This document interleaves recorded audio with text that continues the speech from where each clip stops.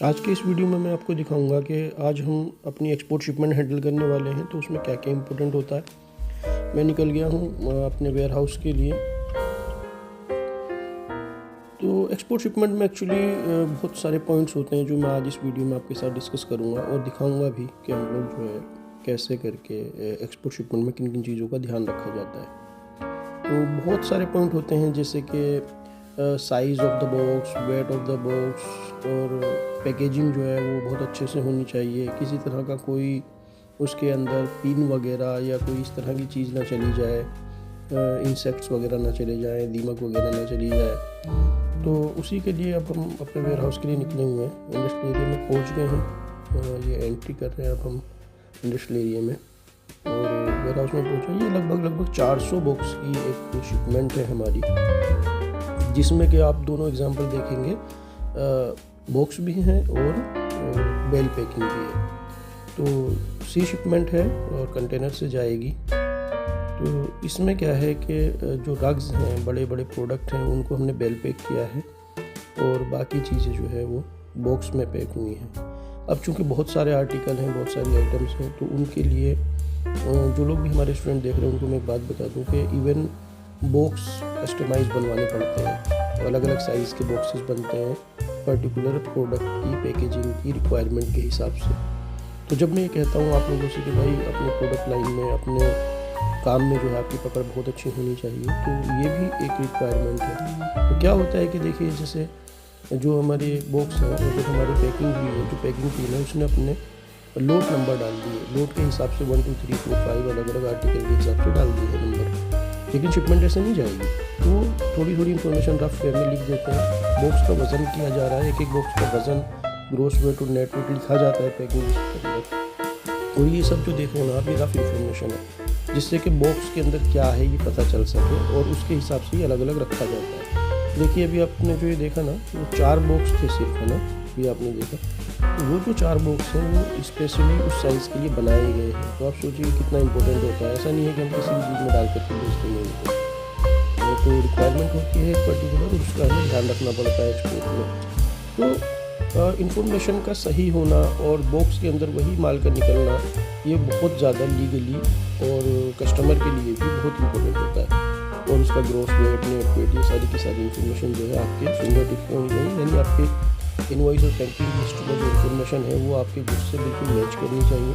और अभी भी ये फाइनल नहीं हो रहा। फाइनल तो ये इसके ऊपर क्या होगा कि स्टिकर्स लगेंगे, बन के बाकायदा तौर पर कंप्यूटर से, मशीन से स्टिकर निकलेंगे। ये सब जो है रफ इंफॉर्मेशन लिखी जा रही है। अंदर जो माल होता है वो इस तरीके से पॉली बैग में पैक होता है, और अलग अलग तरह के प्रोडक्ट हो सकते हैं। देखिए ये इंस्पेक्शन चल रहा है, अभी हमारी टीम इंस्पेक्ट कर रही है सारे लोड को फिर से खोल करके। एक एक मतलब पहले फाइनल पैकेजिंग हुई है, उसमें चेकिंग हुई, क्वालिटी एक एक पीस चेक करके अच्छे से सुपरविज़न में सीनियर लोगों के अंडर में रह करके बॉक्स पैक होता है। और उसके बाद भी हमारे जो अपर लेवल के लोग हैं, वो लोग अपनी जो है प्रेजेंस में, अपने सामने, जैसे यहाँ पर मैम है और लोग हैं, ये सारे लोग जो हैं, देखें मैं भी यहाँ पर हूँ, तो ये सारे के सारे फिर हम रैंडमली कहीं से भी कुछ भी खोलते हैं और चेक करते हैं क्वालिटी को, जिससे कि कल के दिन को कस्टमर में जा करके या बायर को जा करके कोई प्रॉब्लम ना हो। कल के लाइव में हमारे जो एक व्यूवर ने पूछा था, लाइव का वीडियो ऑलरेडी है, आप जा करके वहाँ पे देख लेना, लाइव के सेक्शन में आपको मिल जाएगा। यहीं का मैंने लाइव किया था। तो उन्होंने पूछा था कि क्या जो है कस्टम में एक एक पीस खुल सकता है, मतलब एक एक बॉक्स खुल सकता है। उनका कहने का मतलब ये था, बिल्कुल खुल सकता है सर। कस्टम को पूरा राइट है कि वो आपका एक एक बॉक्स खोलें, इवन एक एक पीस भी वो खुलवा सकते हैं, यहाँ भी और डेस्टिनेशन में भी। तो इस बात का ध्यान रखना है कि पैकेजिंग के अंदर जो आप डिक्लेयर करेंगे, वज़न और सारी चीज़ें, इवन मटेरियल और सब कुछ जो है वो बहुत ज़्यादा इम्पोर्टेंट है। उसके अंदर कोई कॉम्प्रोमाइज़ नहीं कर सकते। तो ये समझ लीजिए कि आप एवरी सिंगल पीस का पैसा लेते हैं बायर से, तो बल्क में आप कर रहे हैं, तो इसका मतलब ये नहीं हो सकता है कि आप जो है उसको नेगलेक्ट कर देंगे। तो इन चीज़ों को ध्यान रखना है। तो यही है, अभी हमारा ये काम चल रहा है। हम लोग लोट वाइज इसको कर रहे हैं और फिर इसको शिपमेंट में कन्वर्ट करेंगे। यानी अभी तो ये आर्टिकल वाइज और लोट वाइज, आइटम वाइज जो है हम लोग कर रहे हैं। देखिए कैसे करता है कि मैं आपको दिखाता हूँ कि जो हमारे जो जूनियर लेवल के लोग होते हैं वो इस तरीके से नंबर डाल देते हैं। ये उनका अपना लोट नंबर है, ये शिपमेंट का नंबर नहीं है, इसका पैकिंग लिस्ट नहीं बना है अभी, है ना। लेकिन अभी हम क्या करें, एक और जब हम चेकिंग कर रहे हैं तो चेकिंग करने के बाद हम एक और रफ नंबर डाल रहे हैं, ठीक है, सेम नंबर ही हम डाल रहे हैं लेकिन रफ है वो भी, जिससे कि ये क्लियर रहे कि हाँ ये वाले जो बॉक्सेस हैं, ये वाले जो नोट है, ये वाला जो आर्टिकल्स हैं, ये चेक हो चुके हैं। तो इस तरीके से यहाँ पर काम चलता है एक्सपोर्ट में। अब उनको निकालना, फिर से रीपैक करना, बॉक्स की कंडीशन देखना, लूज तो नहीं है, माल कम तो नहीं पड़ा हुआ है उसके अंदर, अगर कम रहेगा तो भी शिपमेंट में जाते हुए बॉक्स टूट जाएगा, ये भी ध्यान रखना होता है।